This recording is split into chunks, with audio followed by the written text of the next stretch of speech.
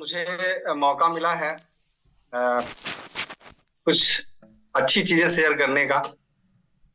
Third time मैं इस meeting को ले रहा हूँ और मुझे सौभाग्य मिला है। आप लोगों को कुछ अच्छी जो जो हमारे पास है वो मैं लोगों को देना चाहते हैं, है ना। तो वो आप लोगों के बिजनेस में ये आवाज तो क्लियर आ रही है सर? बिल्कुल सर, क्लियर है। Okay okay. जी। ओके, मैं थोड़ा अपना इंट्रोडक्शन देता हूँ। मेरा नाम देवेंद्र है। मैं भोपाल से हूँ और मैं फार्मेसी में बी फार्मा, एम फार्मा और डी फार्मा, डीएमएलटी वगैरह किया है। और पीएचडी मेरी कंप्लीट है। मैं अभी 4 साल का मेरा का clinical research as a clinical scientist मैंने मुंबई में कॉग्निजेंट कंपनी में वर्क किया है। और 2021 में मुझे कैंगन के बारे में मुझे एक दोस्त के माध्यम से पता चला था। इसके बारे में मैं फर्स्ट टाइम जो जो व्यक्ति मेरे को इंट्रोड्यूस किया था कैंगन के बारे में, वो बेसिकली वो वाटर लेके आया था मेरे पास, मशीन लेके नहीं आया था फर्स्ट टाइम। तो ना मैं उस पानी को, क्योंकि साइंस बैकग्राउंड था मेरा पूरा और पूरा रिसर्च फील्ड है, तो वाटर लेके आया था, क्योंकि वाटर में तो कोई भी केमिकल मिला के भी ला सकते हैं। तो फर्स्ट टाइम जो वाटर से जो डेमोन्स्ट्रेशन करते हैं, अगर किसी को इंटरनली अगर हम फर्स्ट टाइम इंटरेक्ट कर रहे हैं और हम हमारा पर्पज है कि एक डिवाइस को सेल कर रहे हैं, है ना। डिवाइस अगर हम सेल कर रहे हैं तो डिवाइस को प्रमोट कर रहे हैं, ना कि हम पानी को प्रमोट कर रहे हैं। पानी तो उसको उसमें तो है ही, इलेक्ट्रोलिसिस है, एनहांसर में आयोनाइजर है। लेकिन अगर हम डायरेक्टली अगर मशीन के माध्यम से अगर हम डेमो दें तो सामने वाले का कॉन्सेप्ट पूरा क्लियर होता है, जैसा मेरा कॉन्सेप्ट क्लियर नहीं हो पाया था। तो वो जब डेमो देने के बाद जो वो बोलने लगा, देवेंद्र जी थोड़ा सा पानी पी के बताएं, तो मैं तो डर गया था कि ये पानी पता नहीं इसमें क्या केमिकल है। और इतने दिनों बाद वो दोस्त है तो इतने दिनों बाद मिला तो मैं डर गया था कि यार ये पानी तो एक घूंट मैंने पिया था।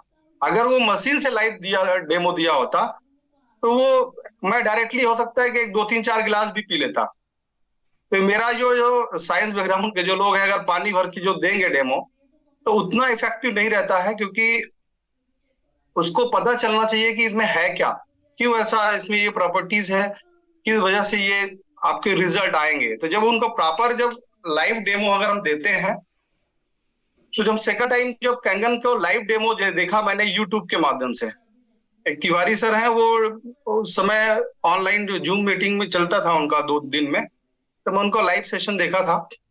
उसके बाद ही मैंने मन बना लिया था कि नहीं, मशीन तो अब लेना है, अच्छी डिवाइस है। फिर उसके बाद मेरा पूरा उसके बारे में पूरा एनालिसिस चला, पूरा रिसर्च देखा, इसके कितने जर्नल्स है, रिसर्च पेपर वगैरह, अगर ये अच्छी चीज है इसके जरूर रिसर्च पेपर आए होंगे मार्केट में।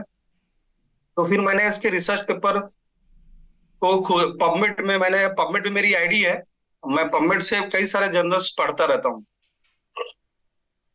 तो वहां से भी मैंने कैंगन के बारे, आयोनाइजर के बारे में, आयोनाइज्ड के बारे में हमें कई सारे जर्नल्स मिले हैं अलग अलग बीमारियों पे। तो वो जर्नल्स मैंने पढ़े और बुक्स जो रिकमेंडेड कुछ जो तिवारी सब दिखा रहे थे, तो वो बुक्स के माध्यम से फिर मैंने वो बुक्स बुक्स वगैरह भी बाद में ली। लेकिन फिर डिवाइस मैंने इसको परचेस किया। फिर परचेस करने के बाद इस कई सारे रिजल्ट भी ले चुके हैं। और देन इसके बाद फिर मुझे इसके बिजनेस के बारे में पता नहीं था, क्योंकि वो बिजनेस के बारे में वो पूछते, जब भी पूछूं तो वो बताता नहीं था। बोले तुम मशीन पहले बुक करो, उसके बाद फिर हम आगे की प्रोसेस बताएंगे। फिर हम उससे जब वो कुछ नहीं शेयर किया, तो फिर मैंने, मेरा दोस्त है भोपाल में, वो महेंद्र पटेल जी हैं, जो हमारे साथ काफी सालों से वर्किंग में रहे हैं। तो उन्होंने वो आरओ का बिजनेस भी करते हैं काफी सालों से। तो उन्होंने, फिर मैंने उनसे पूछा कि यार एक कैंगन वाटर आयनाइजर का एक डेमोस्ट्रेशन होने वाला है, तो वहां चल सकते हो क्या? तो बोलते हैं यार देवेंद्र मैं तो ले चुका हूँ डिवाइस। मैंने, अच्छा तुम ले चुके? तो बोले हाँ 2-3 महीने हो चुके हैं। फिर मैंने उनसे जिस दिन डेमो था उसी दिन मैंने उनको पिच किया था कि भैया चलो हमारे साथ डेमो देखने। तो बोला डेमो लिया हुआ है। फिर मैंने गए, डेमो पे गया, मैं गया, वो नहीं गया, मैं गया, डेमो देखा। डेमो देखने के बाद लाइव डेमो देखा था फर्स्ट। देन उसके बाद फिर महेंद्र भाई को मैंने बोला कि महेंद्र भाई मुझे मशीन बुक करनी है। तो उन्होंने बोला कि यार अभी तो मैं करवाता हूँ। तो वो बाहर थे, तो उन्होंने फिर ऑनलाइन बोले कि यहाँ पेमेंट करिए आप। फिर मैंने पेमेंट किया। पेमेंट करने के बाद उनको स्लिप भेजा और डॉक्यूमेंटेशन सब वो अपना करके वो भेज दिए कंपनी को।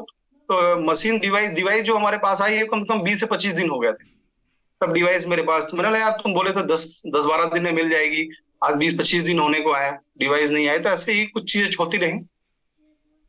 फिर इसके बाद डिवाइस आई फाइनली, तो फिर लगाया घर में। महीने बाद इसके बिजनेस प्लान के बारे में मुझे डॉक्टर राम बहादुर पटेल जी भोपाल इंदौर से आए हुए थे। उनको जब फर्स्ट टाइम जब वो बोले देवेंद्र सर आए हुए हैं तो मिलो और कुछ शेयर करने वाले हैं आपके साथ। मैंने बोला अच्छी अच्छी बात है। फिर मैं गया सर से मिला, तो फिर सर ने मुझे इसके बिजनेस प्लान के बारे में बताया। तो मुझे लग रहा था इतना इनकम जो दिख रहे थे कि इतना इनकम आती भी है कि नहीं आती, ये भी फेथ नहीं हो रहा था।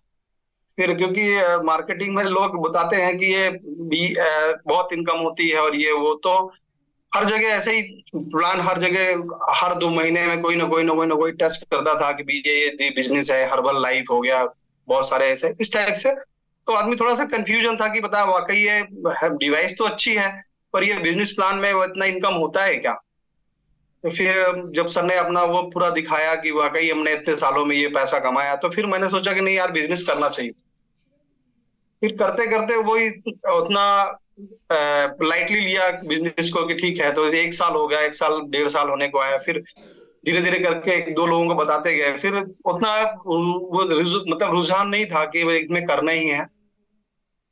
फिर जब और मीटिंग अटेंड करते गए तो लोग इतने एसोसिएट हो रहे थे इसमें, तो मैंने कहा यार इसमें तो अच्छा है, लोगों को बहुत फायदे हो रहे हैं जब भी सारी चीजें हैं। तो फिर मैंने इसमें बिजनेस में फाइनली फुल मैंने इसमें पार्टिसिपेट किया कि नहीं यार बिजनेस को करना है।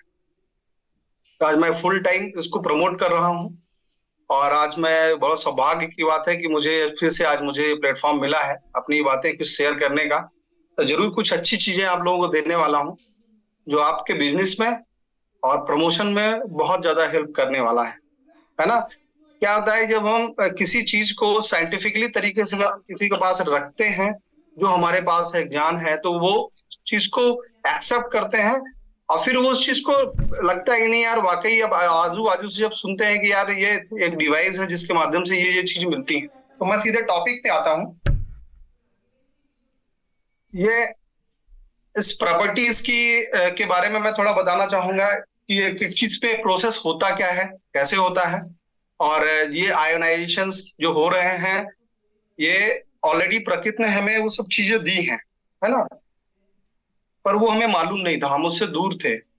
ये प्राकृतिक में चीज जो फल फ्रूट्स है उसमें भी एंटीऑक्सीडेंट प्रॉपर्टीज होती हैं, पर प्रैक्टिकली हमने देखा नहीं था। तो जैसे अगर ये इलेक्ट्रोलिसिस आयोनाइजर जो इलेक्ट्रोलिसिस करता है एनोड और कैथोड के माध्यम से पानी को आयोनाइज करता है,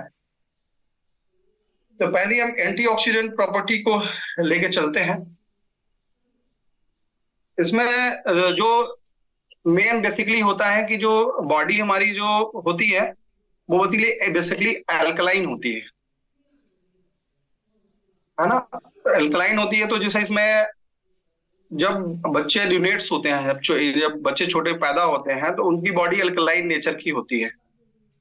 जैसे जैसे बॉडी में और सारी चीजें होती हैं, जब वो चीजें खाना जो जैसे खान पीन रहता है उसके हिसाब से बॉडी आगे मूव करती है कि धीरे धीरे करके जब अल्कलाइन थी बॉडी धीरे धीरे करके एसिडिक की तरफ बढ़ती है। तो एनायन और कैटायन थोड़ा मैं इसमें बताऊंगा। एनोड और कैथोड कैथोड के माध्यम से जब इलेक्ट्रोलिसिस होता है, इलेक्ट्रोलिसिस का मीन्स होता है इलेक्ट्रो, और दो वर्ड से मिला है इलेक्ट्रो और इलेक्ट्रोलाइसिस। इलेक्ट्रो और लाइसिस, इलेक्ट्रो मीन्स होता है flow of electron, electro means होता है फ्लो ऑफ इलेक्ट्रॉन, और लाइसिस मीन्स होता है ब्रेक डाउन ऑफ इलेक्ट्रॉन्स, है ना। तो जब ये इलेक्ट्रोलिसिस प्रोसेस में chemical energy converted to electrical energy, इसमें केमिकल एनर्जी से इलेक्ट्रिकल एनर्जी में कन्वर्ट होते हैं जो आयंस होते हैं। आयन में जब इलेक्ट्रॉन्स गेन करता है और एसोसिएट और डिसोसिएट होता है बेसिकली इसमें। तो जब ये अब थोड़ा बेसिक्स में चला जाता हूँ, इलेक्ट्रॉन्स होते हैं हमेशा अपनी एनर्जी को रिप्रेजेंट करते हैं, इलेक्ट्रॉन माइनस में इंडिकेट करते हैं इलेक्ट्रॉन्स, और प्रोटॉन हमेशा पॉजिटिव में रिप्रेजेंट करते हैं। और न्यूट्रॉन मतलब न्यूट्रल होता है, जो कोई भी माइनस प्लस चार्ज नहीं होता उसमें। तो जब ये एनोड और कैथोड के माध्यम से जब इसमें प्लेट्स जो लगी होती हैं उसमें इलेक्ट्रिकली चार्ज होते हैं, प्लस और माइनस। प्लस वाला प्लसली चार्ज होता है, माइनस वाला माइनसली चार्ज होता है। तो पानी में दोनों आयंस होते हैं, प्लस वाले भी होते हैं और निगेटिव वाले भी होते हैं, है ना। सोडियम, पोटेशियम, कैल्शियम, जो ये इलेक्ट्रोलाइट्स हैं, जिसको हम इलेक्ट्रोलाइट बोलते हैं, जिसपे बॉडी हमारी चलती है। और ये हमारे बॉडी में बहुत बड़ी भूमिका निभाते हैं। बॉडी में तीन का बैलेंस होना बहुत जरूरी है। किस किस चीज का? एक तो इलेक्ट्रोलाइट्स का, दूसरा वाटर का, तीसरा है एसिड बेस का। जब जब ये बॉडी के अंदर अप एंड डाउन होंगे तब तब बॉडी के अंदर प्रॉब्लम आएगी। और जितने भी आप टेस्ट करवाते हैं लेबोरेटरी में, तो उसमें भी एक अपर लिमिट होती है, एक लोअर लिमिट होती है ना। तो जब ऊपर चला जाता है, बढ़ जाता है, तो वो चीज हमें प्रॉब्लम करने लगती है। कम हो जाता है तो भी प्रॉब्लम करने लगती है। तो उसी चीज इसमें भी है। जैसा इलेक्ट्रोलिसिस है, मतलब ये इलेक्ट्रोलाइट जिसको बोलते हैं हम, सोडियम, पोटेशियम, कैल्शियम, ये बॉडी हमारी इसी पे ट्रेवल करती है, रन करती है, क्योंकि ये हमारे बहुत बड़ी भूमिका निभाते हैं। तो जब ये इलेक्ट्रोलिसिस होता है एनोड और कैथोड के माध्यम से, तो पानी में दोनों आयंस होते हैं। तो जो एनायन और कैटायन आप सुना होगा, है ना। एनायन मतलब होता है निगेटिव और कैटायन मीन्स होता है पॉजिटिव। एनोड और कैथोड, ये दो प्लेट्स, दो इलेक्ट्रोड लगे होते हैं, और दोनों इलेक्ट्रोड्स एक प्लस होते हैं, एक माइनस होते हैं। एनोड प्लस होता है। थोड़ा सा आप थोड़ा पेपर में भी आप लिखते जाइए, जैसे मैं बताऊंगा, आपको बहुत हेल्प मिलेगी इससे, है ना। कोई अच्छा व्यक्ति अगर मिल जाता है केमिस्ट्री वाला, तो वो आपको वहां पे दबने की जरूरत नहीं है। आपके पास नॉलेज होगी तो आप उसको अच्छे से टैकल कर पाएंगे, है ना। तो मेरा यही है कि आप थोड़ा सा नोट भी करते जाइएगा। एनोड होता है प्लस और कैथोड होता है माइनस, और एनायन होता है माइनस और कैटायन होता है प्लस। तो जो पानी में जो आयंस, एनायन और कैटायंस हैं, है ना, प्लस और माइनस है, और एनोड और कैथोड जो और प्लस और माइनस है। तो क्या होता है कि जो प्लस और निगेटिव, ये अगर निगेटिव निगेटिव हो तो एक दूसरे की एनर्जी रिपेल करता है, मतलब डिसोसिएट करता है, छोड़ता है। तो जी प्लस और माइनस, प्लस वाले जो होते हैं वो माइनस की तरफ मूव करते हैं, माइनस वाले होते हैं वो प्लस की तरफ मूव करते हैं। आयंस, जो एनायन और कैटायन की बात कर रहा हूं मैं, ठीक है। तो इसमें क्या होता है कि जब अब इनमें जो एनर्जी का होना होता है, जो कैटायंस होते हैं, कैटायन मतलब होता है सोडियम, पोटेशियम, कैल्शियम, ये कैटायंस हैं, है ना। और माइनस जो होता है क्लोरीन, फ्लोराइड, हाइड्रोक्साइड, ये सब एनायंस हैं, जो निगेटिवली होते हैं। तो अब ये क्या होता है कि जैसे जो कैटायंस होते हैं वो अपनी एनर्जी को ट्रांसमिट कर देते हैं, और इलेक्ट्रॉन जो एनायन होते हैं वो एनर्जी को देते हैं।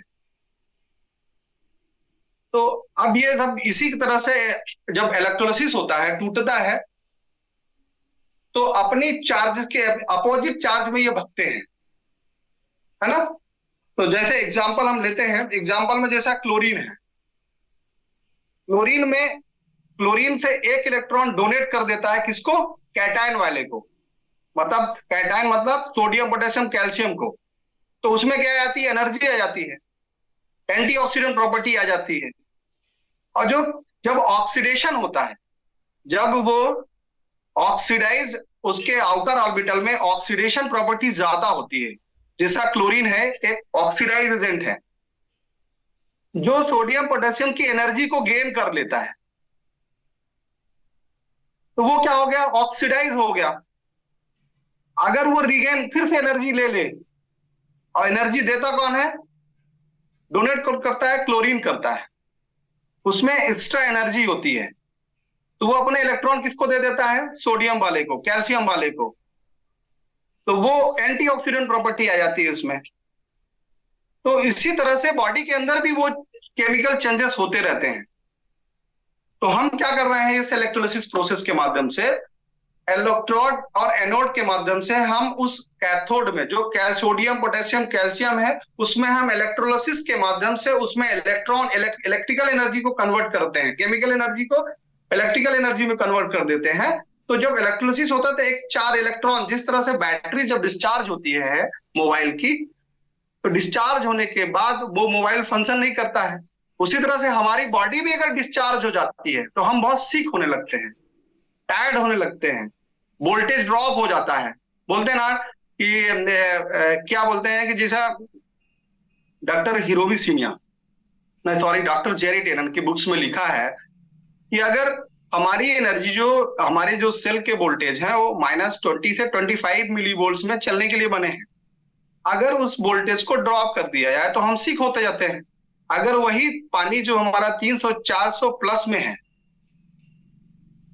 तो वो क्या करेगा, वो डैमेजेस बढ़ाएगा, उस जो प्लस वाले जो आयंस हैं उसको इलेक्ट्रॉन्स चाहिए, तो इलेक्ट्रॉन्स कौन देगा, जो निगेटिव वाले हैं, जिसके पास निगेटिव है, क्लोराइड फ्लोराइड आर्सेनिक, इनके पास निगेटिव मिनरल्स, निगेटिव इलेक्ट्रॉन है, एक्स्ट्रा इलेक्ट्रॉन लेके चलते हैं इन लोग।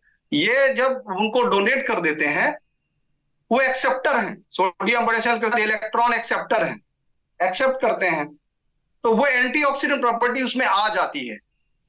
तो जब ये आ जाती है तो जब हम पानी पीते हैं, सोडियम पोटेशियम कैल्शियम जो बॉडी में प्रचुर मात्रा में, जो पोटेंशियम हाइड्रोजन जिसको बोलते हैं, एल्कलिनिटी, उसमें इलेक्ट्रॉन्स, चाहे फल फ्रूट्स हो, चाहे हमारा पानी हो, पहाड़ों का पानी हो, चाहे ग्लेशियर्स वाटर हो, ये वाटर में ऊर्जा होती है, चावल चलते हैं। जब वो पानी पत्थरों से टकराता है तो अर्थ से टकराता है तो वहां इलेक्ट्रोलिसिस होता है, वहां पे भी आयन चार्ज हो जाते हैं। जब इलेक्ट्रिकल वहां पे भी अर्थ से चार्ज होता है तो उस वो भी प्रोसेस हुआ, ठहरा हुआ पानी ऑक्सीडाइज हो जाता है, खराब हो जाता है।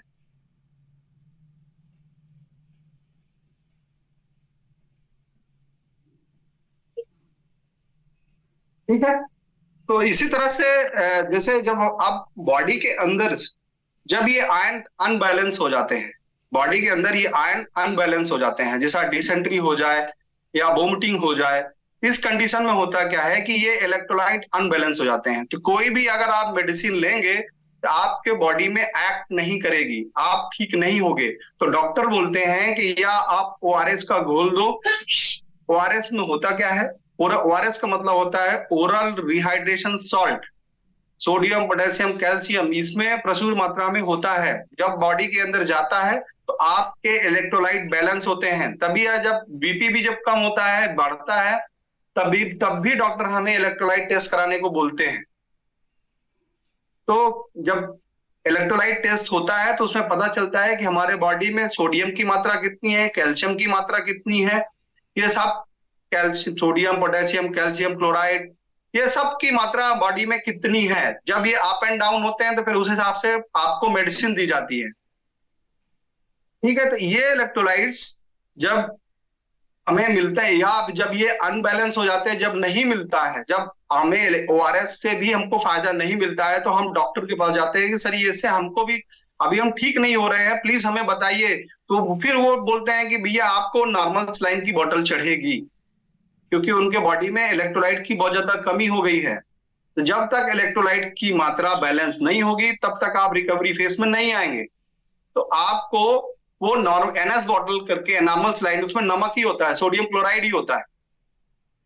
तो सोडियम क्लोराइड जब बॉडी में जाता है तो वो आपको आपके आयंस को इलेक्ट्रोलाइट को बैलेंस करता है, तब आप दवाई खाते हैं तो आपकी बॉडी रिकवरी फेज में आती है ना। तो ये इलेक्ट्रोलाइट्स के आज जो हम पानी पीते हैं उनको डायरेक्ट बोलिए कि सर आप ये जो पानी पी रहे हैं ये पानी एसिडिक हो चुका है, इसमें इलेक्ट्रोलाइट की मात्रा ही नहीं है। अगर एसिडिक हो जाएगा तो उसमें इलेक्ट्रोलाइट नहीं रहेगा, पानी एसिडिक हो गया है। इसीलिए इंडिया के बाहर विदेशों में आयोनाइजर वाटर 9.5 पीएच 8.5 पीएच की बोतल में पैक होके सेल होने लगे हैं।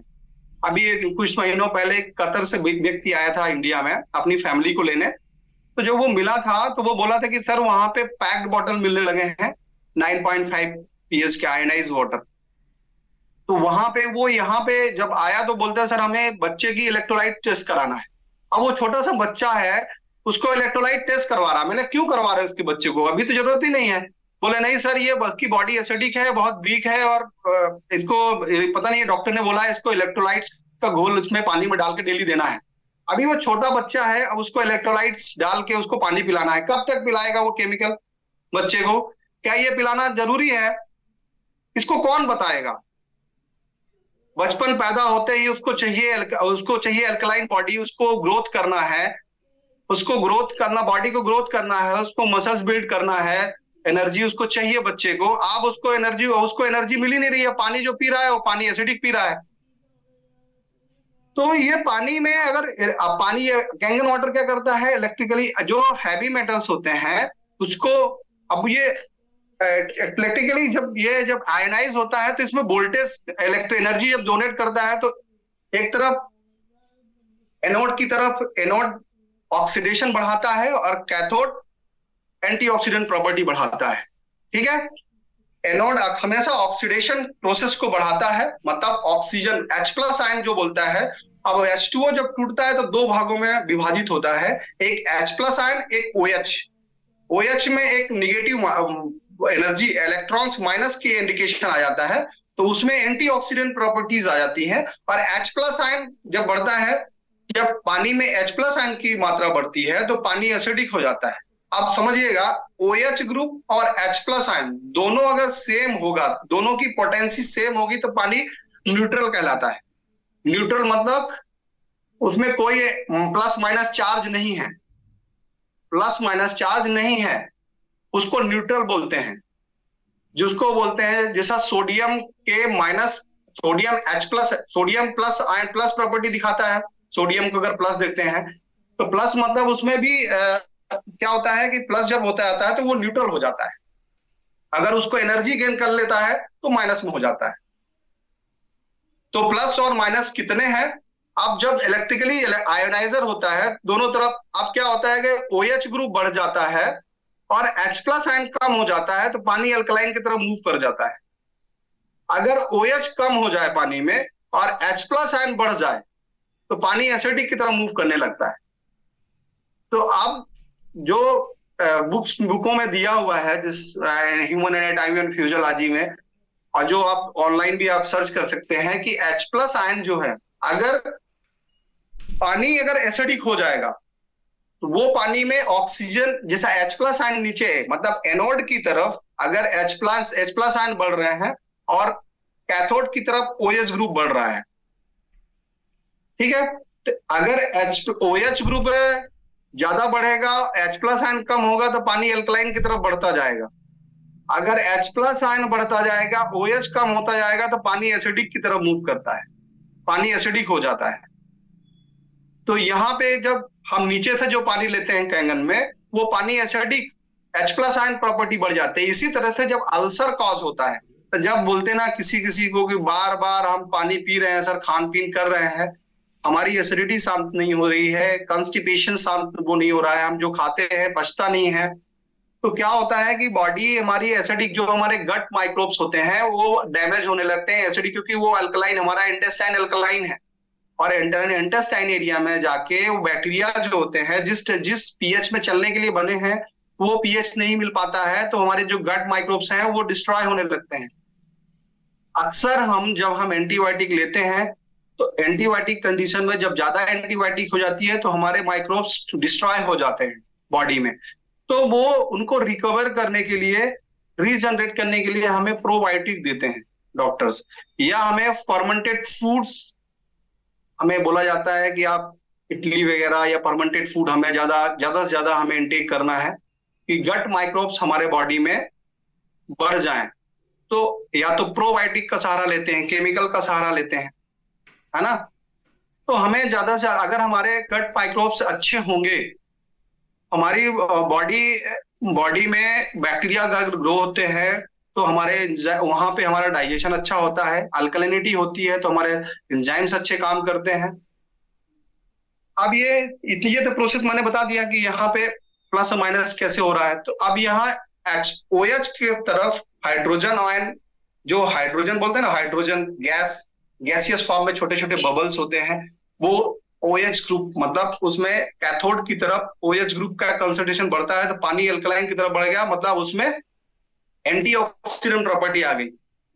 उसमें हमारे जो सोडियम पोटेशियम कैल्शियम है एनर्जी गेन कर लिए हैं, अब वो एनर्जी लेके ट्रेवल कर रहे हैं आपके पूरे बॉडी में, ब्लड में, हर जगह आपको एनर्जी ट्रेवल कर रहे हैं। सोडियम पोटेशियम कैल्शियम पहले ऑक्सीडाइज हो गए, मतलब न्यूट्रल हो गए, उसकी एनर्जी चली गई। तो अब ये क्या है कि अब इलेक्ट्रोलिसिस करके जब पानी आपका एल्कलाइन हो गया तो वो एनर्जी लेके ट्रेवल कर रहे हैं, सोडियम पोटेशियम कैल्शियम। तो पूरे बॉडी के अंदर जो सेल्स है, सेल्स के वोल्टेज रेज करने लगता है, हमारी सेल्स सेलुलर लेवल पे हेल्दी बनने लगती हैं, क्योंकि उनको अब डॉक्टर जेरेटियन बोलते हैं कि -20 से 25 मिली वोल्ट्स में चलने के लिए बनी है, नई सेल बनाने के लिए -50 मिली वोल्ट चाहिए।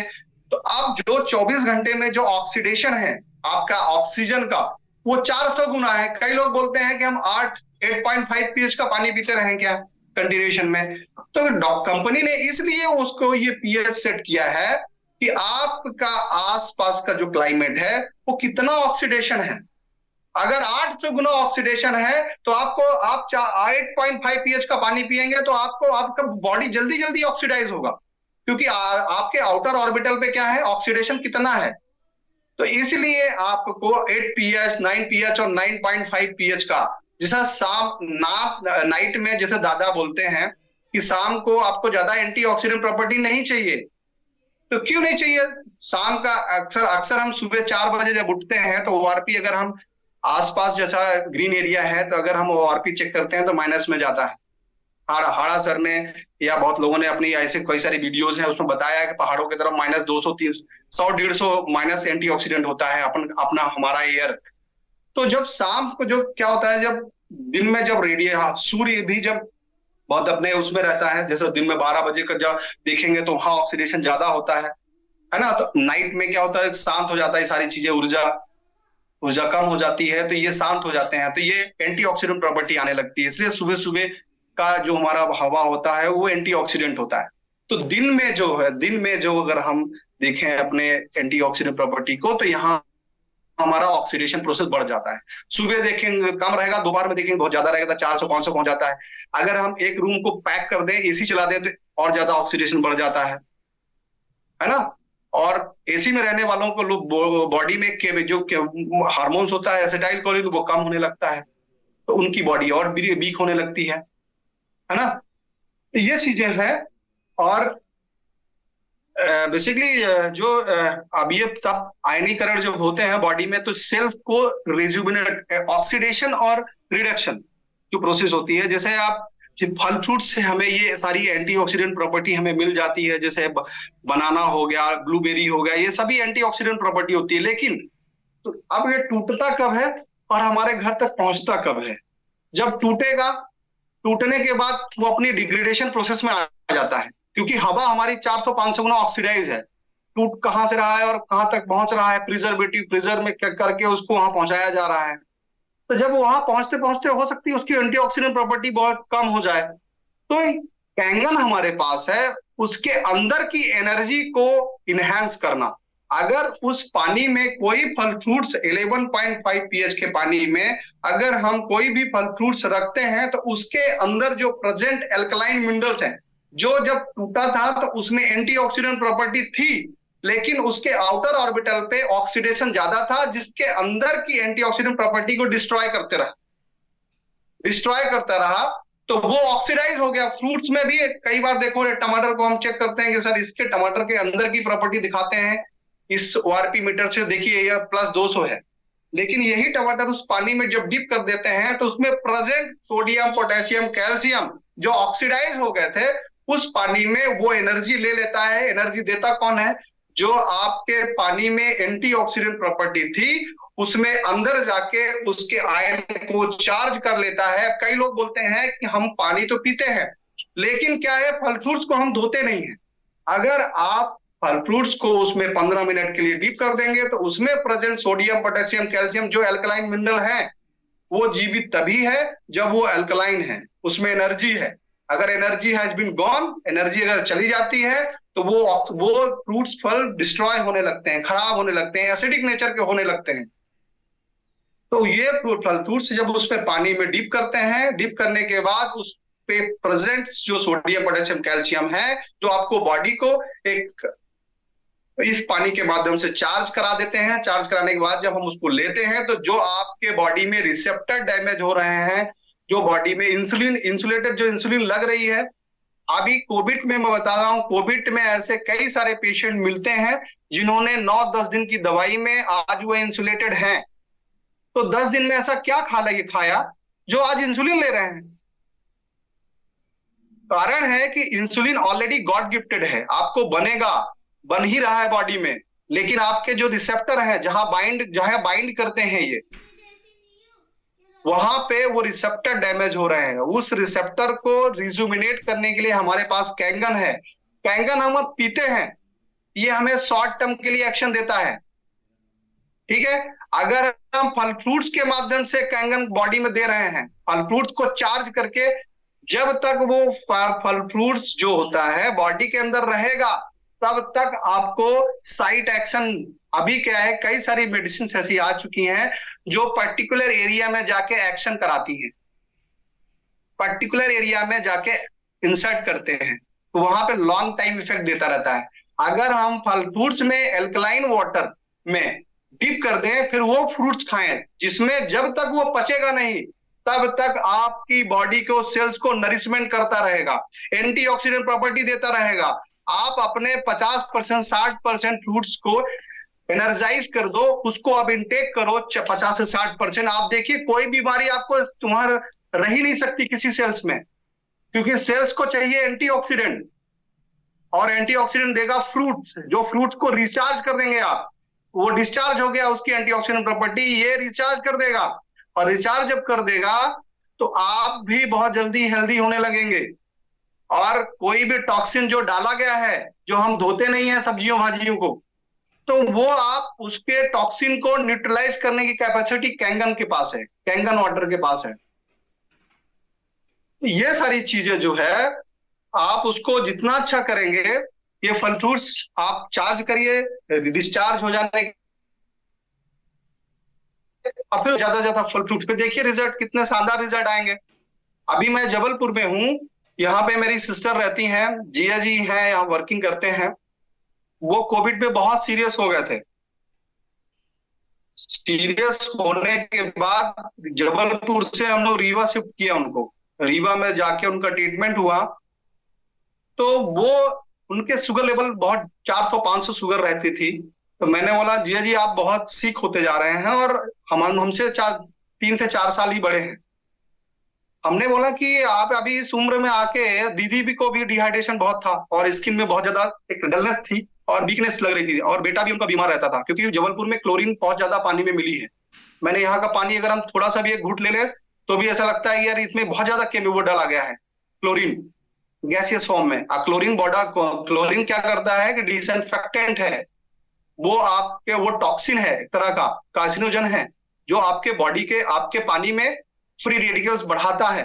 फ्री रेडिकल्स बढ़ेगा तो आप पानी भी पिएंगे, सब्जी भी धोएंगे, तो भी उसमें क्लोरीन जाएगा। क्लोरीन जाएगा तो आपके बॉडी में फ्री रेडिकल्स का बहुत मात्रा में बढ़ाता है। फ्री रेडिकल्स आप सिक होते हैं, अच्छे नहीं होते क्लोरीन डाल, क्लोरीनेटेड वाटर, क्योंकि क्लोरीन क्या है कि ऑक्सीडाइज एजेंट है। जैसे हम बेटाडीन बोलते हैं ना, ऑक्सीडाइज एजेंट है, उसी तरह क्लोरीन भी ऑक्सीडाइज एजेंट है। ऑक्सीडाइज एजेंट क्यों डालते हैं? जैसा अभी आप बेटाडीन सरफेस एरिया में लगाते हैं, वो इंटरनली नहीं लेते हैं हम, एक्सटर्नल सरफेस में, क्योंकि उसमें पेनिट्रेशन नहीं होता है, अंदर डीप में पेनिट्रेट नहीं करता है। ऊपरी सरफेस में जो बैक्टीरियाज है उसके वोल्टेज को खींच लेता है। जैसे अगर मेरे को इलेक्ट्रिसिटी हो जाए, इलेक्ट्रिक करंट लग जाए, तो मेरे वोल्टेज को खींचता है, खींचेगा तो हम ऑलरेडी खत्म हो जाएंगे। तो उसी तरह से बैक्टीरिया जो ऑक्सीडाइज एजेंट है उसके वोल्टेज को खींच लेता है, तो वो बैक्टीरिया मर जाता है।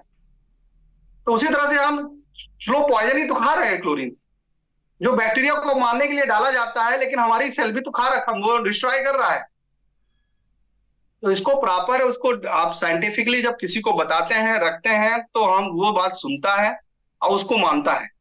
हम कोई गलत चीज तो कर नहीं रहे हैं, गलत चीज तो हम प्रमोट कर नहीं रहे हैं, बहुत अच्छी चीज कर रहे हैं। बस नॉलेज सही मिल जाए सामने वाले को, तो वो फिर गुमराह नहीं होता है, वो फिर अलग आयनाइजर में नहीं, क्योंकि नॉलेज आपसे लेगा तो आप जैसा नॉलेज कोई और नहीं देने वाला है, अदर कंपनी का नॉलेज नहीं देने वाले हैं। अगर आप किसी व्यक्ति को अच्छी नॉलेज दे दें तो आपको आपकी नॉलेज को पकड़ता है सामने वाला, और वो आपसे कनेक्ट होता है, क्योंकि वो नॉलेज सब कुछ तो पा जाएगा लेकिन नॉलेज नहीं पाएगा वो। यहाँ नॉलेज की ही तो कमी है। नॉलेज की वजह से तो लोग सिक हैं। नॉलेज की वजह से ही तो लोग प्रॉब्लम में जा रहे हैं, कि अगर उनको प्रॉब्लम हमको हमको उनको नॉलेज दे दें तो वो आज स्वस्थ हो जाए, उनकी फैमिली पूरी स्वस्थ हो जाए, है ना। तो ये एंटीऑक्सीडेंट प्रॉपर्टीज, जैसे हम फल फ्रूट्स में हम बढ़ा लें, ये सारी चीज कर लें तो हम स्वस्थ होने लगेंगे ज्यादा। ठीक है, ये एक प्रॉपर्टी के बारे में मैंने आपको बताया। एंटीऑक्सीडेंट प्रॉपर्टीज करती क्या है, जितने भी फ्री रेडिकल्स को न्यूट्रलाइज करता है। फिर इसके बाद अब ये पीएच का जो पीएच जो लेवल है, आप कभी देखिएगा जब H प्लस आयन, जब एसिडिटी जब कॉज होती है तो अल्सर कॉज होता है। H प्लस आयन स्टमक में बढ़ने से अल्सर कॉज होने लगता है। इंटेस्टाइन में अगर एसिडिटी बढ़ने से अल्सर कॉज होता है। H प्लस आयन जितना ज्यादा बढ़ेगा तो आपकी सेल को ब्रेक डाउन कर देगा, तो अल्सर हो जाता है ना। अगर हमारे डाइजेस्टिव सिस्टम अच्छे नहीं है तो मुंह में छाले भी आ जाते हैं, तो उनको डाइजेस्टिव एंजाइम्स देते हैं दवाइयां खाने के लिए। ठीक है, मल्टीविटामिन दवाइयां देते हैं खाने के लिए। तो और बॉडी के अमाइंस बंद करने के लिए हम रेनेटिडिन वगैरह दवाई दी जाती हैं। ये अमाइंस हमारे बॉडी में, अब क्या है, ये जब हम एंटीऑक्सीडेंट पानी पीते हैं, अल्कलाइन पानी पीते हैं, तो ये क्या करते हैं, जैसा बॉडी में जो हमारे अमाइंस हैं, अमाइंस का मतलब होता है, अमाइंस जो होते हैं अमीनो एसिड्स, प्रोटीन्स। ये प्रोटीन्स बहुत सारे फॉर्म में होते हैं, है ना। अब ये जब अमाइंस हमारे होते हैं मास सेल में, ठीक है, मास सेल हमारे जैसा होता है, मास सेल में पाए जाते हैं। इसको बोलते हैं केमिकली हिस्टामिन। हिस्टा means tissue, amine histamine, amine.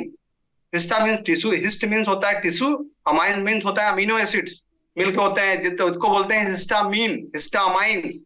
अब ये क्या करते हैं कि जब ये पानी ही इसको रेगुलेट करता है बॉडी में, अब वो पानी पी रहे हैं एसिडिक, तो उसको जो इंजाइम्स है हिस्टामिन में, जो इंजाइम्स है वो उसको कन्वर्ट करता है। ये हार्मोन्स है, ये हार्मोन्स है हिस्टामिन। अब इसमें हार्मोन्स तभी बनेगा जब अब इंजाइम काम करेगा। अब ये ऑक्सीडेशन प्रोसेस में है तो इंजाइम काम ही नहीं कर रहा है बॉडी में। तो जब इंजाइम नहीं काम करेंगे तो अपना काम करेगा क्या, नहीं करेगा। अभी थायराइड बढ़ रहा है, थायराइड में आपके एंजाइम काम नहीं कर रहे हैं, तो हम दवाई देके एंजाइम को काम करवा रहे हैं। अब ये पानी ही पिलाइए, आप उनको एंजाइम ऑलरेडी काम करने लगेगा तो आपके एक फॉर्म से अनदर फॉर्म में कन्वर्ट करेगा। Enzyme is a biological catalyst, एक फॉर्म से अनदर फॉर्म में कन्वर्ट करने का काम करता है, एंजाइम का काम है। तो एंजाइम आपके अच्छे रेगुलेट होंगे, वाटर अच्छी क्वालिटी का पियोगे। इसलिए पूरे दुनिया में देखिए वाटर पे बहुत ज्यादा अभी हर चीज का बहुत महंगे महंगे वाटर लोग पी रहे हैं। तो जो लोग ग्रामीण अंचल में है, इनको थोड़ा सा चीजें क्या होता है, कई बार कहता है प्रैक्टिकली इनको बताना समझाना पड़ता है। शहरों में जो लोग रहते हैं, कई लोग अच्छे शिक्षित लोग भी जब साइंटिफिकली बताते हैं, तो ये हिस्टामिन जब आज एलर्जी के केसेस कितने बढ़ते जा रहे हैं। जब बच्चा पैदा होता है, आज बचपन से ही हर एक दो महीने में बीमार पड़ रहा है, हर 2 महीने में उसको एंटीबायोटिक दी जा रही है। तो बच्चा ग्रोथ करेगा क्या। हम दूध जो मिल रहा है हमको, उसमें भी आप ऑक्सीटॉक्सिन का जो हार्मोन्स के जो इंजेक्शन लगाते हैं गाय को, भैंस को, तो वो भी तो बॉडी में क्या है, बॉडी के अंदर जब हम उसको मिल्क लेंगे तो बॉडी के अंदर भी तुम जा रहा है केमिकल हार्मोन्स, तो वो ग्रोथ हार्मोन्स भी एक्टिव हो जाते हैं। मोटापा भी बहुत गेन कर रहे हैं लोग, बच्चे छोटे छोटे मोटे हो रहे हैं, ये भी हार्मोन्स ही तो बॉडी के अंदर जा रहा है। तो जब ये हिस्टामिन्स आज हमारे बॉडी में जब ये ऑक्सीडाइज होगा तो हमारे हिस्टामिन्स काम नहीं करेंगे, तो हमारे HCl अच्छे नहीं बनते हैं। HCl अच्छा नहीं बनेगा, हाइड्रोक्लोरिक एसिड नहीं अच्छा बनेगा, तो हमारे इंजाइम को एक्टिवेट नहीं कर पाएंगे। इंजाइम एक्टिवेट नहीं होंगे तो हमारा खाना डाइजेस्ट नहीं होगा। तो ये हिस्टामिन, अगर आप जो अच्छा पानी पिएंगे, पानी को अब जैसा अभी इसको बारे में अगर जिसको प्रॉपर्टी मिल जाती है, कई लोग बोलते हैं कि इसको पानी सामने वाला यार अभी डेमो नहीं देते हैं, सामने वाले को पहले पानी पिला के देखते हैं, तो वो डरता है कि ये पता नहीं कौन सा पानी पिला रहे हैं, कहीं फूक फाक के तो नहीं पिला रहे हैं, कुछ वो जादू टोना करके तो नहीं पिला रहे हैं, सामने वाला और डर जाता है, तो बोलता है कि भैया हमें नहीं पीना है पानी वानी। जब उसको डेमो देके अगर आप पानी पिलाते हैं तो वो आपके पास 10 बार आएगा, बोले भैया आपका पानी वाकई यार, पानी थोड़ा देना कैंगन वाटर। तो वो जब आप प्रॉपर नॉलेज के साथ जाएंगे, कई आप शॉर्टकट हमेशा देखते हैं। हम अच्छी चीज दे रहे हैं, हम अच्छा चीज डिलीवर कर रहे हैं, तो हम अच्छी चीज देना लोगों को, उसके बाद कैंगन वाटर देंगे तो वो इज्जत से लेगा, इज्जत से पिएगा और 10 लोगों को बताएगा भी, यार मैं तो एक वाटर शुरू किया हूं, तू भी देख सकता है, मेरे को तो ये प्रॉब्लम ठीक हो गई है। तो जब ये पानी पीने लगते हैं तो क्या होता है कि जो ये हमाइंस हैं, बॉडी के हार्मोन्स हैं, ये हार्मोन्स काम करने लगते हैं, इंजाइम्स काम करने लगते हैं। तो जब ये एंजाइम काम करते हैं तो आपके बॉडी में फंक्शन को रेगुलेट करने लगते हैं, आपके बॉडी टेम्परेचर को रेगुलेट करते हैं, आपके हार्मोन्स को रेगुलेट करते हैं। जितने भी, हमें तो एक ये भी एक ही हार्मोन्स बताया, बहुत सारे हार्मोन्स होते हैं बॉडी में और सभी के रिसेप्टर्स होते हैं। ये डैमेज होते हैं तो ये काम ही करना बंद कर देते हैं धीमे धीमे करके। फिर हम दवाई गोली पे इतना खा रहे हैं, अब बताओ, इतने लोग दवाई खा रहे हैं, केमिकल दवाइयां खा रहे हैं, बोलते हैं कि यार हम सिक कर रहे हैं, चक्कर आ रहा है, ये सारी चीजें हो रही हैं। जब केमिकल जब बॉडी में ज्यादा जाएगा तो बॉडी ज्यादा एसिडिक होगी, और एसिडिटी इज, जो बोलते हैं ना, acidity is a main main कारण है जो सारी बीमारियां आने का। Acidity is a mother of all diseases. तो एसिडिटी को अपन करिए। तो ये जो खांसी वगैरह जब स्टार्ट होती है, एलर्जी के केसेस बढ़ते हैं, तो एलर्जी में आज से 20 साल 25 साल बोले देखिए आप एलर्जी के केसेस कितने कम थे। आज यहाँ देखिए हर कोई बोल रहा है एलर्जी के टेस्ट करवा रहा है, 5-5 10-10 हजार के टेस्ट करवाता है एलर्जी के। तो क्या हो रहा है कि हमारे हिस्टामिन्स, अब कोई भी फॉरेन पार्टिकल्स बॉडी के अंदर इंटर करता है एयर के थ्रू बॉडी के अंदर, तो आपके बॉडी के साथ रिएक्ट करता है वो, एलर्जेंस बढ़ते हैं बॉडी में, एलर्जेंस एंटीबॉडी से रिएक्ट करते हैं। जब रिएक्ट करते हैं तो ये इन्फ्लामेशन और ये सारी चीजें अंदर हो रहा है। अभी बॉडी के अंदर जो ऑटो इम्यून डिसऑर्डर इतने फैल रहे हैं, auto immune disorder, CNS disorder. अभी 2011 की एक स्टडी है, उसमें बताया है कि अगर आप पानी पीते हैं, अगर आप एसिडिक वाटर पीते हैं, आपको आपके बॉडी में एलर्जेंस की मात्रा बढ़ती जा रही है। आपके बॉडी में प्रोटीन रिएक्शन कर रहे हैं, प्रोटीन रिएक्ट कर रहे हैं, तो बॉडी के अंदर इन्फ्लामेशन आ रहा है। आप किसी एक नॉर्मल व्यक्ति को आप टेस्ट करवा के देखिए, बॉडी में सीआरपी, कोविड के पहले कोई सीआरपी टेस्ट कराता था क्या? अभी क्या है, मैं कम्युनिकेट नहीं कर पा रहा हूं तो उतना मजा नहीं आता, जब सामने वाला जब बोलता है ना तो और मजा आता है। इसलिए लाइव प्रेजेंटेशन देने में एक मजा ही अलग होता है, सामने वाले को कुछ आंसर सुन सकूं। क्या है, मैं ही बोलते जा रहा हूं, जब सामने वाले को जो क्या होता है कि जब सामने वाला जब बॉडी के अंदर जब ये सारी प्रॉब्लम्स क्रिएट होने लगती हैं, तो जब वो दवाई खाता है, तो जब कोई फॉरेन पार्टिकल्स बॉडी के अंदर आते हैं, तो ऑक्सीजन के थ्रू बहुत सारे फ्री रेडिकल्स बॉडी के अंदर इंटर करते हैं, ये हमारे प्रोटीन के साथ रिएक्ट करते हैं और इन्फ्लेमेशन कॉज कर रहे हैं। तो आज सीआरपी टेस्ट इसलिए बढ़ रहा है, कोविड के बाद ही सीआरपी टेस्ट ज्यादा बढ़ा है। तो सी रिएक्टिव प्रोटीन के साथ रिएक्ट करके इन्फ्लेमेशन हो रहे हैं। आज उस रिसर्च पेपर में लिखा है कि यदि आप इसको नहीं रोका जाएगा तो आज के हार्ट अटैक की कंडीशन बढ़ती जा रही है। फ्री रेडिकल्स बढ़ रहे हैं मार्केट में, ऑनलाइन, अपने आपके ऑक्सीजन में फ्री रेडिकल्स। अब फ्री रेडिकल न्यूट्रलाइज करने का काम क्या है? वाटर का है। वाटर में एंटीऑक्सीडेंट प्रॉपर्टी है, उसको न्यूट्रलाइज कर देता है टॉक्सिन को। तो अब क्या है, जब ये प्रोटीन्स के साथ रिएक्ट कर रहा है, क्योंकि हम ऑक्सीजन के थ्रू तो आ रहा है, वो हमारे हाथ में नहीं है, वो तो आएगा ही आएगा, लेकिन आपके हाथ में तो कैंगन है ना, कैंगन से आप न्यूट्रलाइज करिए। फल फ्रूट उतना नहीं खा पाते हैं तो आप कैंगन को बढ़िया मस्त उस पानी में डिप करिए, उसको उसमें एंटीऑक्सीडेंट एनर्जाइज कर दीजिए, रिचार्ज कर दीजिए, बॉडी को एंटीऑक्सीडेंट प्रॉपर्टी मिलने लगेगी। वो जो फ्री रेडिकल्स हैं जो प्रोटीन के साथ आए थे, प्रोटीन के साथ रिएक्ट किए थे, आप उसको न्यूट्रलाइज कर दोगे तो आपको जो सीआरपी जो बढ़ रहा है, इसीलिए बोलते हैं ना कि कैंगन वाटर एंटी इंफ्लेमेटरी है, इन्फ्लेमेशन को दूर कर रहा है। तो जो बॉडी के जो वेन्स हैं, वेन्स में जो इन्फ्लेमेशन आ रहा है, जिसके बाद बॉडी का हमारा जो ब्लड है वो फ्लो नहीं कर पा रहा है, हमारे ब्लड में भी सूजन है, जो ब्लड में जो सेल्स बह रहे हैं, जो सेल्स ट्रांसमिट हो रहे हैं, एक ये सेल्स ही तो है जो एनर्जी ले जाने का काम करते हैं। अगर ये हीम्स आयरन, अगर आयरन, अब कई लोग बोलते हैं हीमोग्लोबिन के जो पेशेंट होते हैं, जो आयरन डिफिशियंसी के पेशेंट होते हैं, सिकल सेल्स एनीमिया के पेशेंट होते हैं, इसमें क्या होता है, जब एक आयरन मोलिक्यूल को 4 मोलिक्यूल ऑफ ऑक्सीजन की रिक्वायरमेंट होगी, ये प्रूफ है, प्रूवन है, ऑलरेडी साइंस में दिया हुआ है, बुक्स में दिया हुआ है, एक आयरन मोलिक्यूल को 4 मोलिक्यूल ऑफ ऑक्सीजन की रिक्वायरमेंट होती है। तो कैंगन हमें क्या दे रहा है? ऑक्सीजन प्रचुर मात्रा में, OH ग्रुप दे रहा है, OH hydrogen plus oxygen plus एक 30 सेकंड के अंदर अगर आप पी लेते हैं तो हाइड्रोजन प्रचुर मात्रा में मिल जाती है, हाइड्रोजन गैसियस फॉर्म में मिल जाता है, तो बॉडी जल्दी अल्कलाइन होने लगती है। तो ये क्या करता है, तो ये जो जो फ्री रेडिकल्स हैं इसको न्यूट्रलाइज करने की कैपेसिटी रखता है। तो जो ये बेसिकली जो कर रहा है ये बॉडी के अंदर, ये हमारे इसको इन्फ्लेमेशन को दूर कर देता है, न्यूट्रलाइज कर देता है। तो हमारे जैसा अगर एक्सटर्नल सरफेस पे लगाया जाए टॉबिल में डीप करके, तो भी हमारा बहुत ज्यादा पेनिट्रेशन होता है इस पानी में, पेनिट्रेट करने की कैपेसिटी बहुत ज्यादा होती है।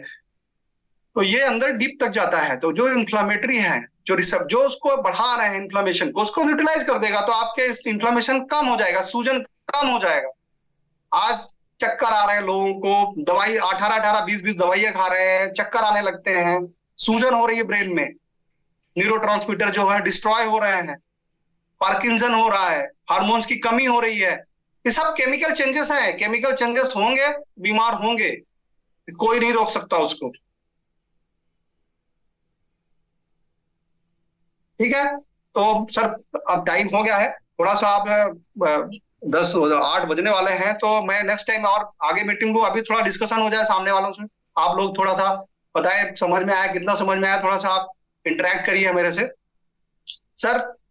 देवेंद्र सर, एक वीडियो जो आपने शेयर करा उसको प्ले करना। हाँ सॉरी, हाँ एक वीडियो में जरूर शेयर करना चाहूंगा, जो बॉडी कैटाइनिक है, जो कैटाइन है और एनान है। दादा का एक वीडियो आया था, मैं कंफ्यूज हो गया था कि बॉडी कैटाइनिक है और कैटाइनिक बॉडी रहेगी, तो आप धीरे धीरे सीख होते जाएंगे। आपको एनाइनिक बॉडी होना चाहिए, मतलब कैटाइन्स में जो सोडियम पोटेशियम कैल्शियम उस पर एनर्जी आ जाएगी, तो वो बॉडी अल्कलाइन हो जाएगी। तो जो जो एक्चुअली क्या था, जो एनाइन, जब बच्चा पैदा होता है तो एनाइनिक होता है, एनायन होते हैं बॉडी में, मतलब अल्कलाइन होता है, उसमें एनर्जी होती है, बच्चों में सबसे ज्यादा एनर्जी होती है।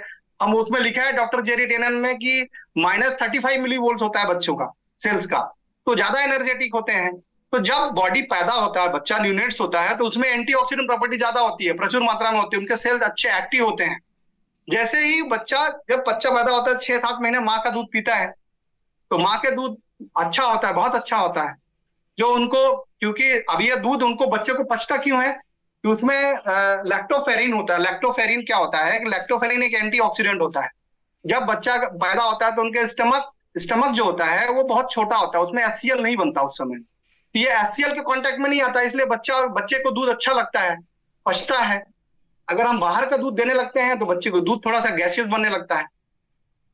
तो इसमें लैक्टोफेरिन दूध में होता है, जो एनिमल में थोड़ा ज्यादा होता है और ह्यूमन बींग्स में थोड़ा कम होता है ना। तो ये क्या करता है, तो ये बॉडी को और अल्कलाइन कर देता है, क्योंकि ये हमारे जो लैक्टोफेरिन है वो डिस्ट्रॉय नहीं हो पाता है छोटे छोटे बच्चों को। तो जब ये बच्चे खाना स्टार्ट कर देते हैं, तो जब बॉडी में HCl बनने लगता है, तो जब HCl बनता है तो ये लैक्टोफेरिन डिस्ट्रॉय होने लगता है। तो डिस्ट्रॉय होता है, जैसे हम बड़े एडल्ट हो जाते हैं तो हम लोग दूध पीते हैं, तो दूध में क्या, हमारे बॉडी में स्टमक में HCl बनता है, अब दूध में होता है लैक्टोफेरिन, ये स्टमक में डिस्ट्रॉय होता है। और दूध में फास्फोरस भी बहुत ज्यादा होता है और सोडियम भी, कैल्शियम भी बहुत ज्यादा होता है। तो जब हम दूध पीते हैं बड़े होके, तो ये बॉडी के इंटेस्टाइन में जाके, जो माइक्रोफ्लोरा होते हैं उसमें जाके बॉडी के अंदर फास्फोरस बढ़ता है। तो जब फास्फोरस बढ़ता है तो एसिडिटी कॉज होती है। जब एसिडिटी कॉज होती है तो कैल्शियम डिस्ट्रॉय होता है। तो दूध से कोई किसी को कैल्शियम नहीं मिलता है, ये साइंटिफिक प्रूवन है, हम प्रूव भी दे सकते हैं इसके बारे में। ठीक है, तो ये दूध से जो लोग दूध पीते हैं, तो दूध क्या है कि एनिमल कभी दूध पीता है क्या एज के बाद? एक एज के बाद एनिमल कभी दूध पीता है? नहीं पीता ना, तो फिर हम क्यों दूध पी रहे हैं भाई? बॉडी को चलाने के लिए हम एनिमल तो दूध पी रहे हैं, बढ़िया, ये बहुत अच्छा कैल्शियम मिलता है, हमारी हड्डियां मजबूत हो रही हैं। ये नहीं देख रहे हैं कि वहां ऑस्टियोपोरोसिस होते जा रहा है उनको। कभी देखिएगा आपके पास पेशेंट भी मिलेंगे छोटे छोटे बच्चों के, जो माएँ बहुत दूध पिलाती हैं बच्चों को, उनका हीमोग्लोबिन कम हो जाता है। ऐसे बहुत सारे पेशेंट कस्टमर के डॉक्टर के पास जाते हैं और डॉक्टर से फिर गाइड करते हैं, दूध कितना पिलाते हो? सर 1.5 लीटर पिला रहे हैं बच्चे को।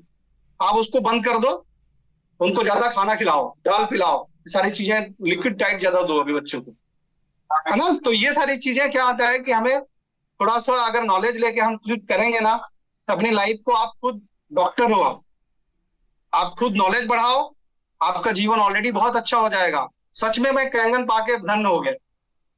मैं आज से 3 साल पहले बहुत एसिडिक हो गई थी बॉडी, एसिडिटी बहुत होती थी हमको, अगर हमको कैंगन नहीं मिलता तो हो सकता है कैंसरस हो जाता। लेकिन आज मैं सब चीज खा पी रहा हूँ, समोसा भी खाता हूँ, भजिया भी खाता हूँ, सब खाता हूँ, लेकिन मुझे पता है कि मेरे पास कैंगन है। तो वो वीडियो प्लीज देखो। जब धीरे धीरे थोड़ा बता दूं उसके बाद चलाइएगा। जब बॉडी पैदा होते हैं, बच्चे न्यूनेट्स होते हैं, तो उनकी बॉडी अल्कलाइन होती है। जैसे ही 25 साल के राउंड में होते हैं तो बॉडी 25 साल से 45 ईयर के बीच में बॉडी उनकी मेटास्टेटिस फेस में होती है। जब 45 के नीचे जब जाते हैं तो बॉडी कैटानिक हो जाती है, एसिडिक होने लगती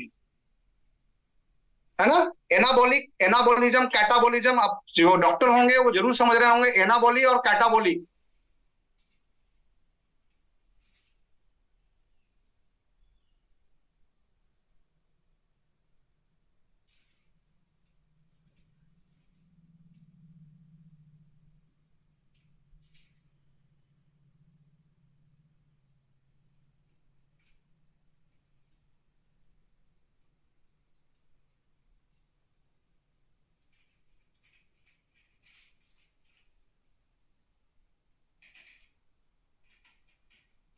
साथियों, सर शायद गलती से लेफ्ट हो गए हैं। वो ज्वाइन होते हैं, जब तक कि सर के द्वारा जो वीडियो भेजा गया है मैं प्ले कर रहा हूँ उसको।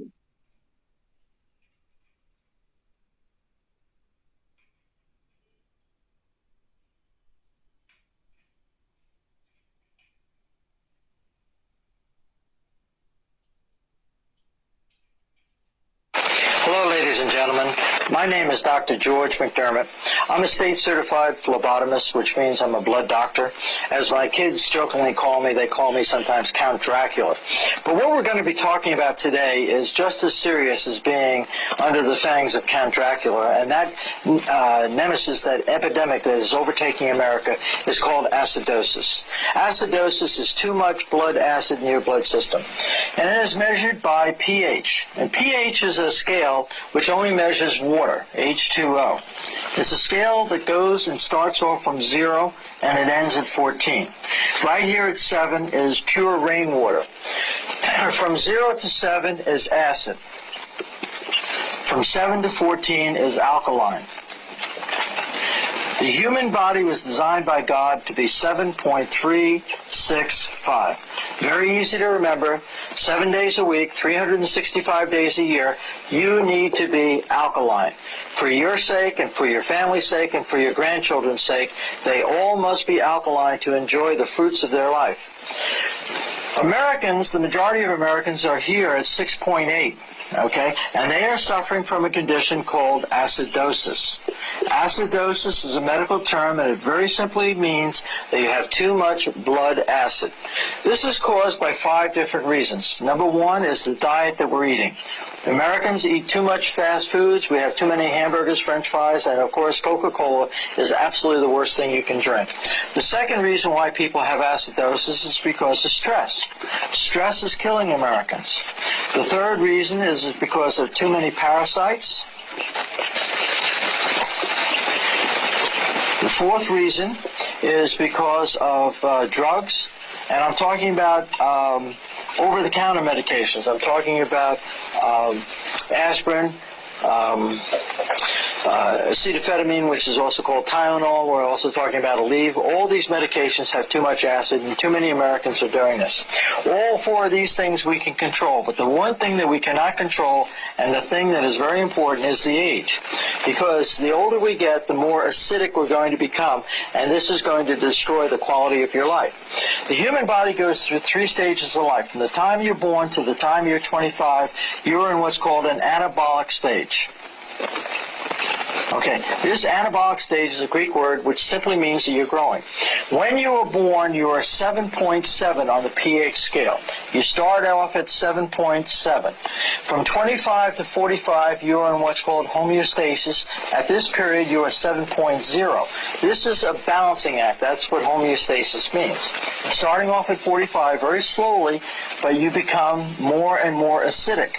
This situation medically is called catabolic. Catabolic is the opposite of anabolic. Catabolic is a Greek word which basically means you're falling apart. All right, now, the problem is when you get to 6.4 on this pH scale, which is out here, you die. Okay, so this is a lifeline right here. You start off at 7.7, the middle of your life you're about 7, and as you start to become older and older, you become more and more acidic, and when you reach 6.4, you're shriveled up and basically you die. So it's very, very critically important that you understand this acidosis, because what's happening is your body is moving this way.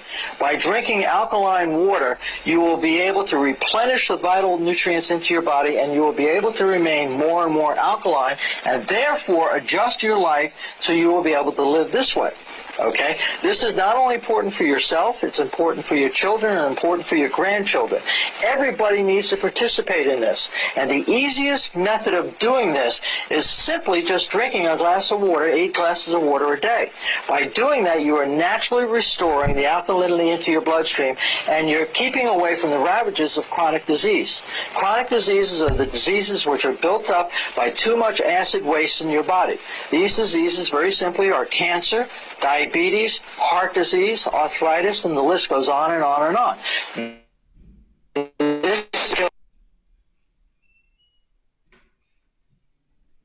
If you want to preserve your family, if you want to give your family the quality of life that they deserve, not only for yourself, but also for your children and your grandchildren, you must remain alkaline. It gives you the vitality. Young children have to be alkaline in order to grow. In order to have a mentally alert mind, you have to be alkaline. And that's the reason why it's so critically important for you to alkalize your body all the time.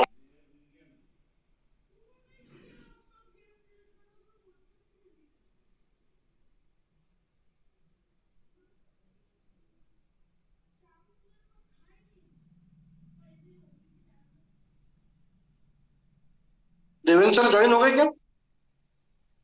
एक minute.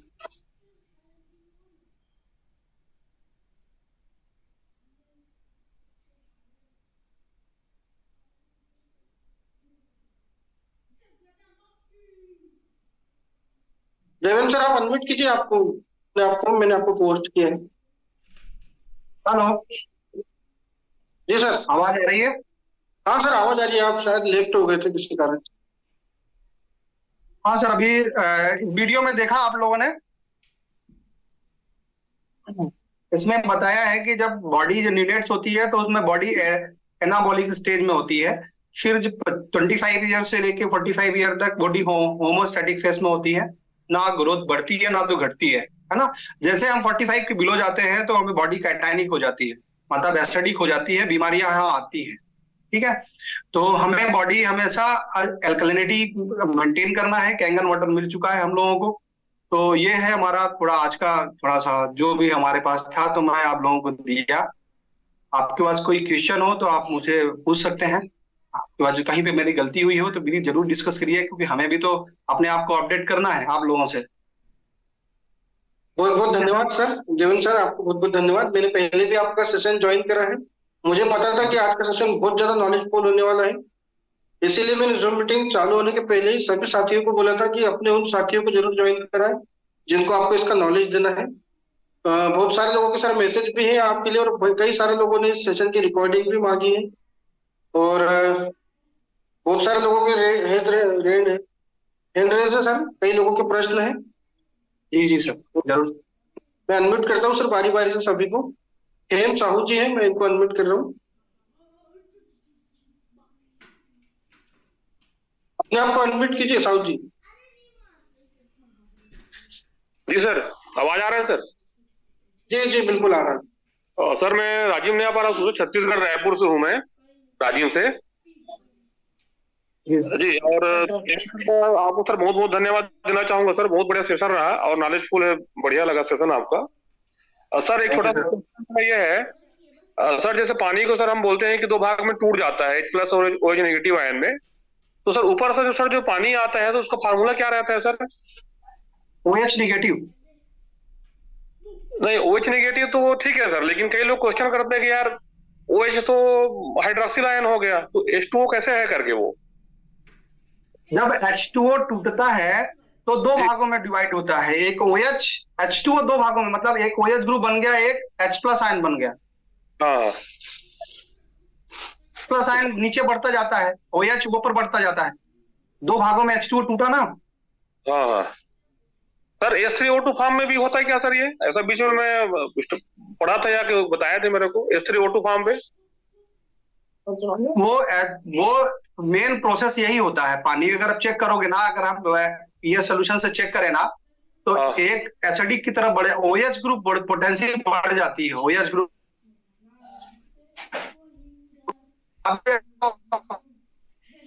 तरफ बढ़ती जाती है।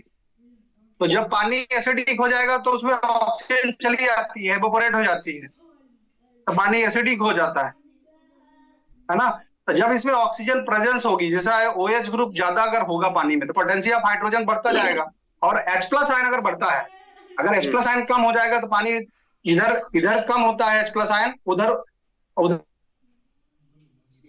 0.5 pH का पानी निकाल रहे हैं, तो ऊपर से जो 9.5 pH जो आ रहा है उसमें OH ग्रुप उसमें जो उसके अकॉर्डिंग है, और यहाँ 4.5 नीचे से आ रहा है, तो इसमें H+ आयन क्या, अगर इसको टेस्ट करोगे तो इसमें एसिडिक नेचर का होता है नीचे, और ऊपर एल्कलाइन होता है, तो इसमें पोटेंशियल OH ग्रुप बढ़ जाता है, हाइड्रोक्सिल आयन, हाइड्रोजन आयन और हाइड्रोक्सिल आयन दोनों में ही कन्वर्ट होता है।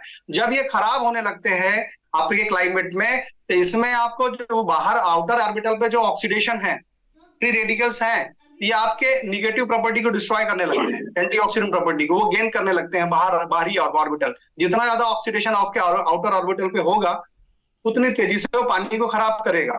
अगर मान लो आपकी हवा 1000 गुना हो जाए, जो ऑक्सीजन 1000 गुना ऑक्सीजन हो जाए, तो 800 गुना एंटीऑक्सीडेंट वाटर जल्दी ऑक्सीडाइज हो जाएगा। ठीक है सर। आप ये केमिस्ट्री पढ़िएगा, उसमें आपको पूरा दिया हुआ है। ठीक है सर, ठीक है, साइंस का ही है सर। तो आप एक बार केमिस्ट्री पढ़िए थोड़ा सा, क्योंकि ये बेसिक बहुत लंबा चल जाएगा। एनोड और कैथोड, फिर केमिकल कैसे, हर एक का फार्मूला अलग चेंज होता है। अभी सोडियम क्लोराइड जैसा नमक बनता है, तो सोडियम क्या करता है कि एनर्जी लेता है इलेक्ट्रॉन से, क्लोरीन से, तो वो अपनी बैलेंसी न्यूट्रल हो जाता है। तो जब न्यूट्रल दोनों हो जाते हैं, क्लोरीन ने दिया सोडियम को, तो सोडियम एंटीऑक्सीडेंट प्रॉपर्टी उसमें आ गई, एनर्जी आ गई, तो अपनी एक इलेक्ट्रॉन ले लिया, वो कमी थी उसको, तो इलेक्ट्रॉन ले लिया तो न्यूट्रल हो गया। तो न्यूट्रल हो गया तो NaCl सोडियम क्लोराइड बन जाता है। अलग अलग रिएक्शन से वो अलग अलग कंपाउंड बनने लगते हैं। ये अपनी बैलेंसी कोई लेता है, कोई देता है ना। जिसके पास लेने की कैपेसिटी वही लेगा, जिसके पास देने की कैपेसिटी वो देगा ही देगा। तो उसमें इलेक्ट्रॉन ज्यादा होते हैं, ज्यादा इलेक्ट्रॉन लेने की कैपेसिटी होती है,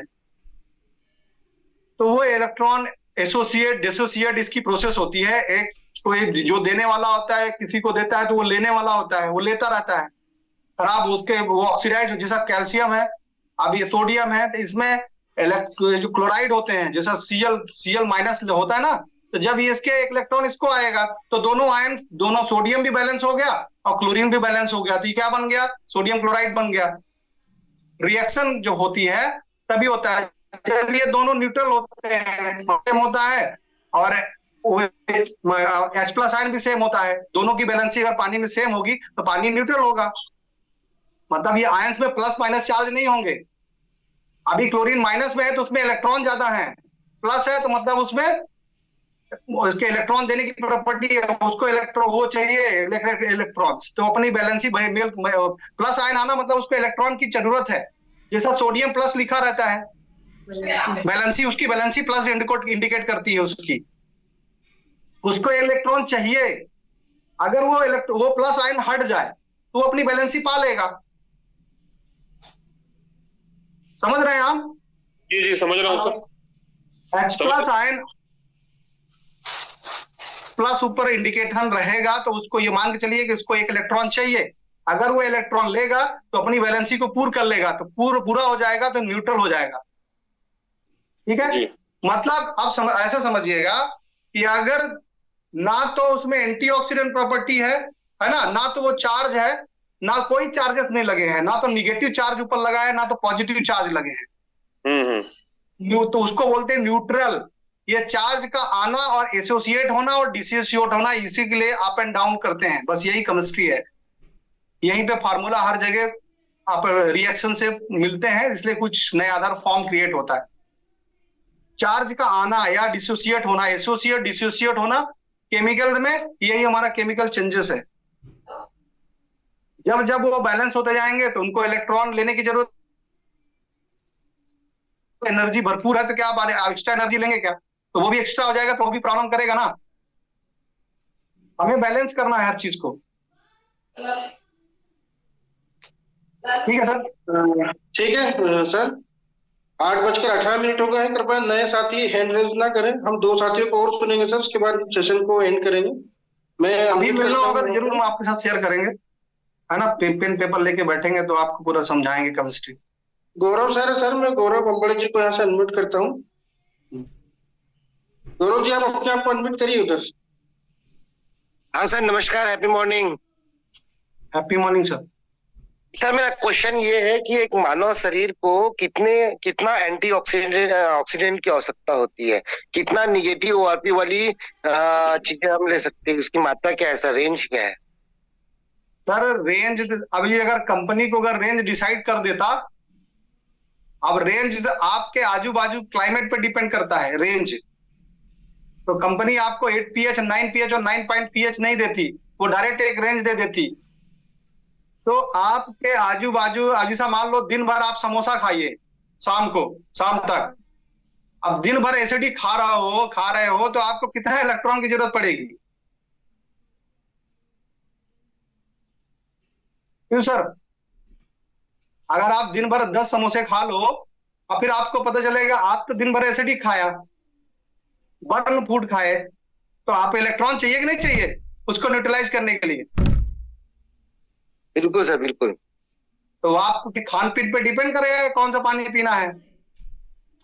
आपके आजू बाजू में 500 गुना 1000 गुना ऑक्सीडेशन है तो आपको उस हिसाब से पानी लेना पड़ेगा सर, तभी बॉडी के, क्योंकि बॉडी में तो अंदर फ्री रेडिकल जा ही रहे हैं ना, जो अदृश्य रूप में है, ऑक्सीजन के थ्रू जा रहा है, जो बॉडी के अंदर आपके नाक के थ्रू बॉडी के अंदर प्रवेश कर रहा है, फ्री रेडिकल्स वो तो जा रहा है। तो उसको न्यूट्रलाइज करने के लिए तो आपको उस पावर चाहिए ना। पावर कहां से मिलेगा? कैंगन से। कई लोगों को एसिडिटी शांत नहीं होती है तो फिर 11 pH भी जाना पड़ेगा, वो हायर है, ज्यादा उसमें एनर्जी है। तो इलेक्ट्रॉन डिपेंड करेगा आपके आउटर ऑर्बिटल पे क्या है, कितना ऑक्सीडेशन है। आपके घर का देख लीजिए ऑक्सीडेशन ओआरपी मीटर से। तो हर चीज बैलेंस में लीजिए, फल फ्रूट पे बैलेंस खाइए, बढ़िया मस्त स्वस्थ रहिए। और कोई क्वेश्चन है किसी के पास? सर 8:20 हो गए हैं। सभी लोगों की सुबह की व्यस्तता रहती है, बहुत सारे लोग जॉब वाले रहते हैं। सर ऑलरेडी आपने इतना कुछ दे दिया है कि जो अभी तक के नहीं किसी को मिला होगा। आपका सेशन सर आज का बहुत अच्छा रहा, बहुत नॉलेजफुल सेशन रहा सर। तो thank you so much sir. Sir हम यहीं पर क्लोज करते हैं। माफी चाहूंगा सभी साथियों को, सुबह की सभी की व्यस्तता रहती है। आज हम इस मीटिंग को यही क्लोज करते हैं 8:25 होने में। बहुत बहुत धन्यवाद सर, और सभी को धन्यवाद। ओके।